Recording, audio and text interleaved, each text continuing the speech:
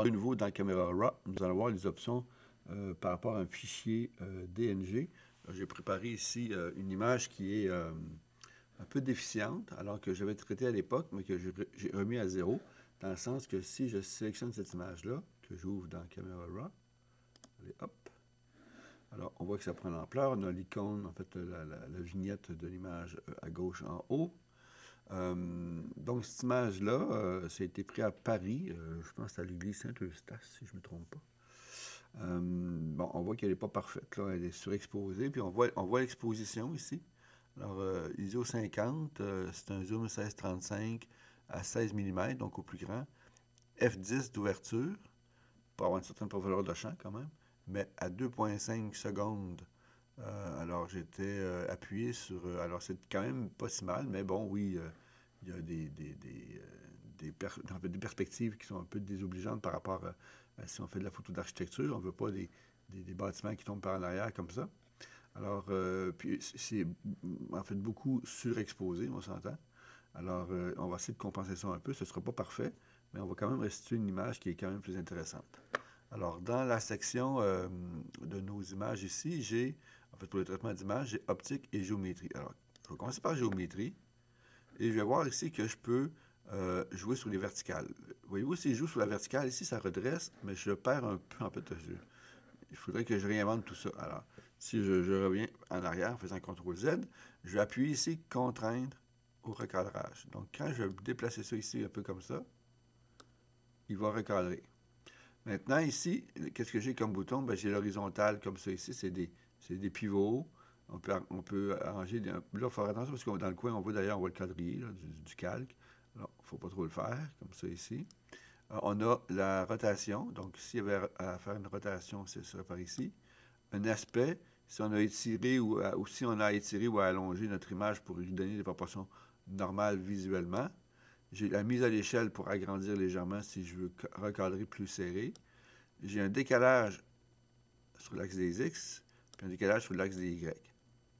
L'autre élément qui me permet de travailler sur les images de ce type, j'ai optique ici. Alors, je pourrais aussi cocher, supprimer l'aberration chromatique qui est directement liée à la frange qu'il peut y avoir. Je ne sais pas si je peux zoomer là-dessus, je ne sais pas s'il y en a sur cette image-là. C'est un décalage entre le rouge. Oui, il y en a, oui, il y en a ici. Il y a un décalage dans les couleurs, là. Dans les grands angles, ça arrive souvent. Alors, si je clique utiliser la correction de profil et l'aberration chromatique, je ne sais pas si vous remarquez, mais regardez les couleurs vertes, les couleurs qui sont ici, là. Alors, c'est à ça que ça sert, en fait, la section qui est ici. OK? Mais par défaut, c'est correct. Puis utiliser la correction de profil, c'est qu'en fait, c'est lié à votre appareil photo. Alors, quel appareil photo? Moi, là-dessus, j'avais un... je suis sur automatique ici. Il va reconnaître que j'ai un Canon. Et si je réduis à nouveau, j'ai un 16-35 à 2.8.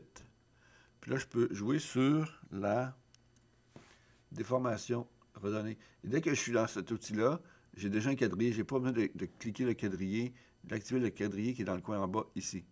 Okay, donc, ça apparaît automatiquement. Puis là, je peux jouer sur la déformation en barillet. Voyez-vous, là, les perspectives, pas les perspectives, mais le côté ballon, si on veut. Là, en fait, c'est ce qu'on appelle la distorsion en barillet. Alors, c'est ça ici. Donc, je peux redresser ça comme ça ici, puis vignetter un peu pour enlever un peu le trop blanc, peut-être que le fait que là, j'ai du highlight qui rentre ici, des hautes lumières qui rentrent ici. Alors, après ça, dans la géométrie, je vais vérifier si je ne peux pas améliorer la verticalité encore. Puis le redressement avec une rotation. Il ne faut pas oublier que j'ai des lignes. Bon, c'est sûr que je perds une patte de notre ami, mais qu'il ne soit pas flou, c'est quand même un miracle, c'est 2,5 secondes d'exposition. Alors, comme ça ici, ça redresse.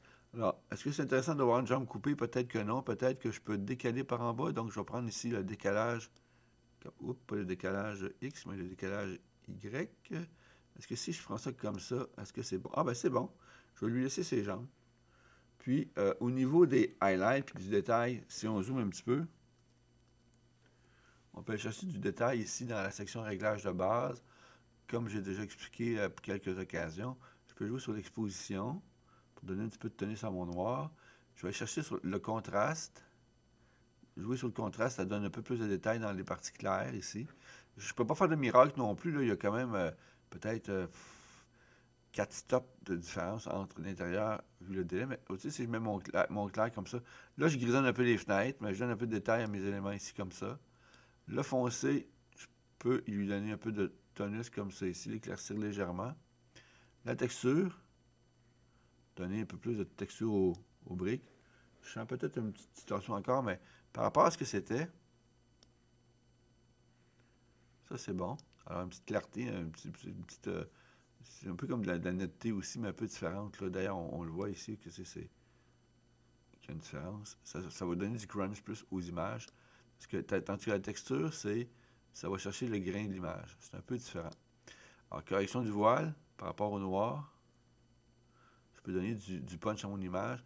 C'est sûr que je ne peux pas donner mon blanc parce qu'il y avait une grosse différence d'intensité.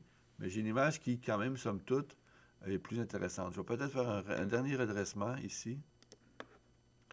Encore. Comme ça ici. C'est pas si mal. Alors, si je mets mon quadrillage comme ça ici, si je suis la ligne ici, c'est pas mal bon. Alors, voilà à quoi servent les options et les fonctions liées aux optiques et à la géométrie avec le plugin ou plugiciel en français Camera Raw disponible avec Adobe Bridge. Voilà, c'est à votre tour d'essayer.